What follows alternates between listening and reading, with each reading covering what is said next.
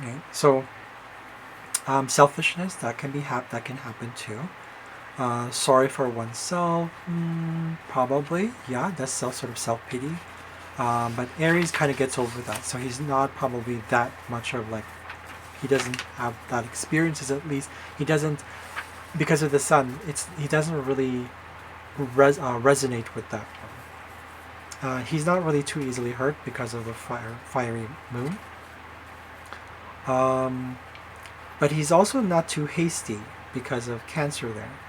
Right, so there's a bit of the combination stuff that definitely makes him independent, courageous, yeah, for sure, impulsive. Courageous blends both with Cancer and Aries. Um, Executive, yeah, pioneering, absolutely, yeah, that can happen too.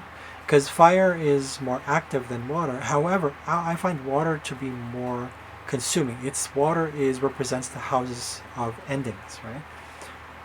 The eighth house, right? Like the eighth house, the 12th house, the fourth house.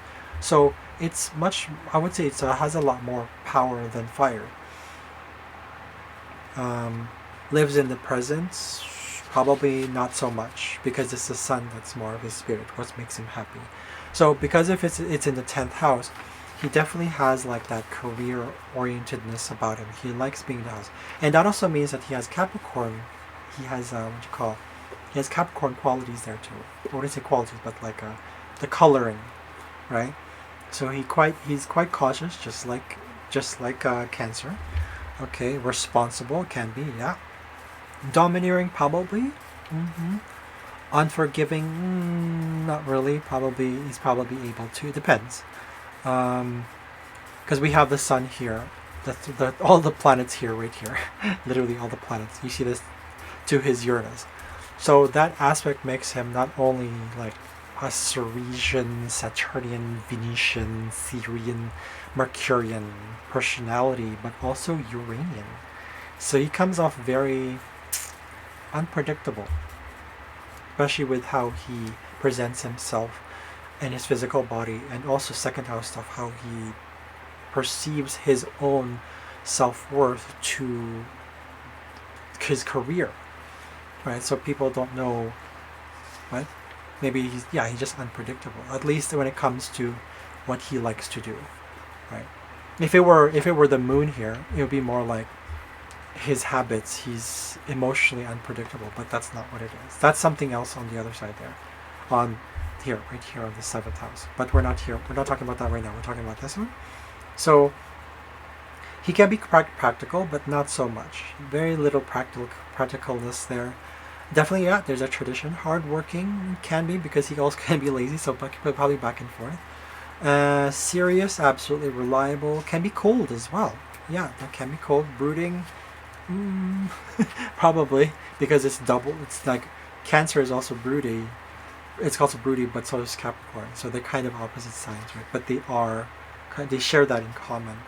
Inhibited, probably the fiery moon is like it makes that a little bit less inhibited. It makes him less inhibited. Status seeking, absolutely, because it's in the 10th house. Over ambitious, probably just ambitious, not too ambitious, to a certain degree. Because if he were, then his veganism would be like out there, right?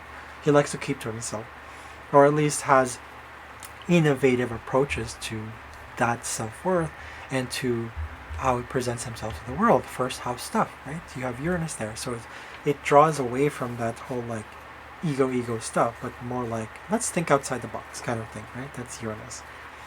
And probably judgmental, fatalistic. I'm not sure, but either way, there's a sort of common themes that we see here, right? And then we also have. It's funny because we have 28 degrees of his moon, which is conjunct his Lilith. So he probably also doesn't like me. He doesn't like relationships because of 7th house. He doesn't like relationships that are stereotypical. He doesn't like those, or he doesn't feel good about. He doesn't feel at home, right, with the moon there, and but he works through that pain, the wounding that he probably felt through his relationships with emotional connections with people. He probably didn't Yeah, I'm not going to go through Verity where this is. I don't know what this is. I don't know why it comes up here. It's I didn't choose that. It's always coming up. Um, but anyways, I probably did. But anyways, so but then there's an opposition to his Uranus. So his value, self value, or his person, or the way he packages himself to relationships, is definitely also something he has to come to balance, come to terms with, but also balance it and say, um, how do I work with this, right? Because you have here, excuse me, the Chiron in Taurus, but still in the seventh house. So there's a lot of, he's probably experienced a lot of like earlier pains when he was younger, probably even younger. I know that with Chiron, the number it was in has a lot to do with what was lost. So there must have been something physical that was lost there.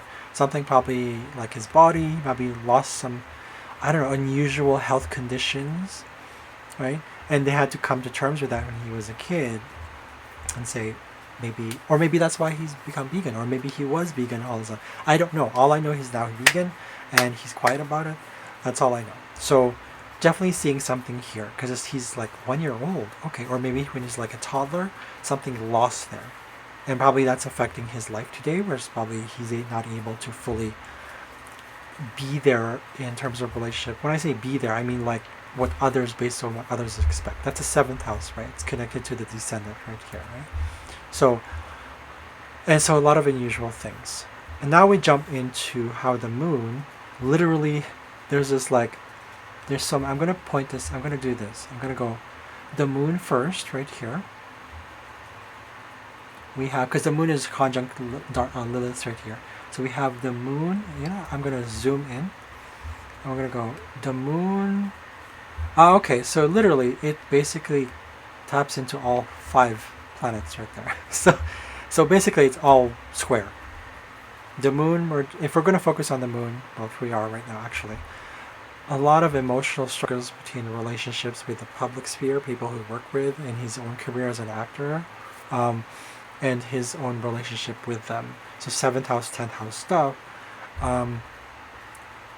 Being able to not really maybe communicate himself because he doesn't like stereotypical roles with Lilith right there, right? He doesn't feel at home. Sometimes he has troubles. He wants to feel at home with relationship, make it sort of more, maybe he wants to be he wants to be adventurous. He wants to take, risks and all that stuff, possibly. But then his bigger community says, no, you must hold off. There's some sort of limits that are happening. I'm not sure. Again, this is his birth chart. This is not a relocation chart. His experience might be a little different. But either way, the planets are still going to be the same in a relocation chart. It's just where it's going to be, right? So he still experiences these even where he is right now, and probably in a different area of his life. But based on his birth chart, this is what he probably still generally experiences and strongly still experiences, because this is the birth chart. It's your astrological DNA. So, yeah, because he might also come off very, maybe there's some sort of like pride in the way he expresses himself with Leo in Mercury. So he doesn't know how to relate with probably others in a way that is more, because Venus is at home with Libra and Taurus, right? So Venus is kind of slower that way. Put it in Leo, and all of a sudden, it's Venus doesn't, it's okay. It's not even it's not in a fall or detriment in Leo. It's not. But at the same time, we have this, right? So for those who know more about astrology, you know what I'm talking about. So again, there's that struggle there. So what else? I'm not going to go again into too much detail, but that's what I see. You see this like little triangle here? That's considered, technically it's not a full triangle, meaning like it's just that there's a shape. The shape itself dictates that there's a lot of issues between relationship himself and the public sphere. That's the general shape of that. Usually we start off talking about that shape in the beginning, but then I just wanted to bring that up here, that the triangle represents oppositions and squares.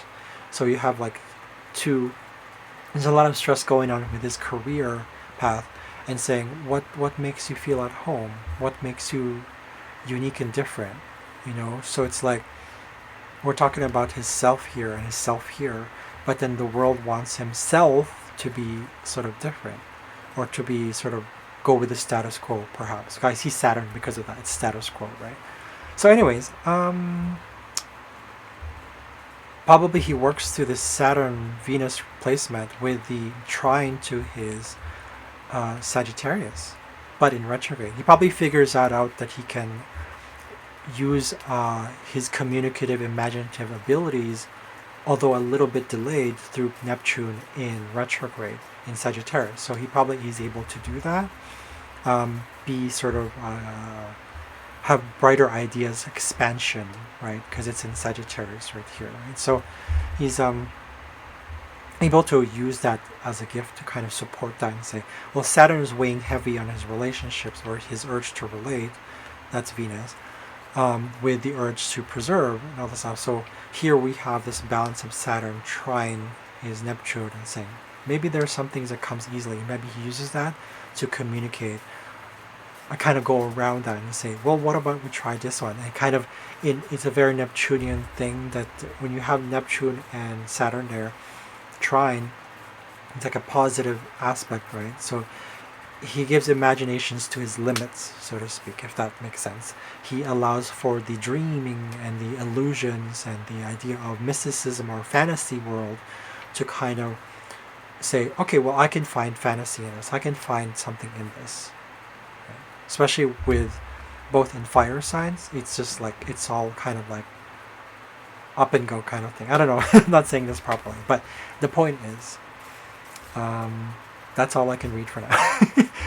Oh, there's a square to his Mars. Even though he communicates it well, he's probably have issues with relating with social circles. So a lot of anger probably appears there. Not so much anger, because anger here, he doesn't get angry. It's kind of like, he gets very probably picky because of Virgo. As he nitpicks at things, especially in his social circle. His aspirations, he's kind of analytical probably about it. Which actually interesting enough is that it trines his moon and Chiron here, right? So his right there.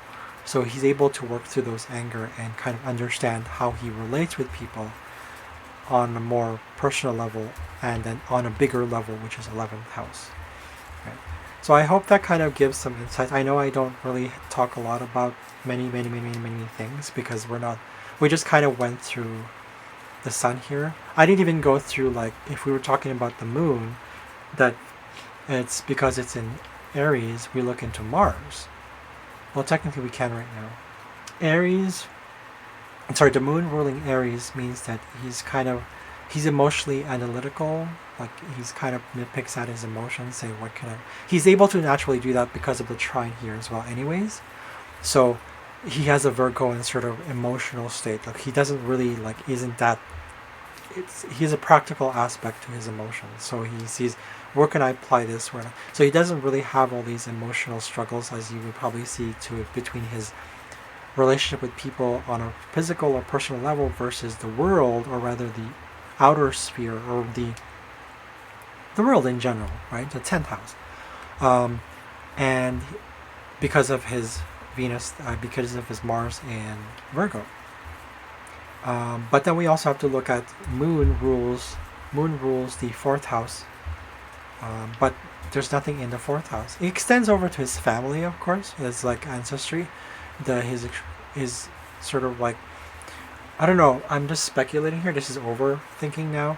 Where his experiences in the 7th house extends over to his 4th house. So maybe, most likely, whatever he grew up with growing up, his inheritance, his family, his DNA, his ancestry, his heritage, kind of brings that back to his more current life and relationships, where open enemies also, and seeing what his own past has actually shown him, like what else he can probably do about it.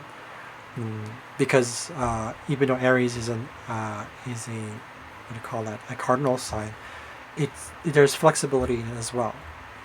What else is there? So, but the moon rules the 4th house, But also we have to look at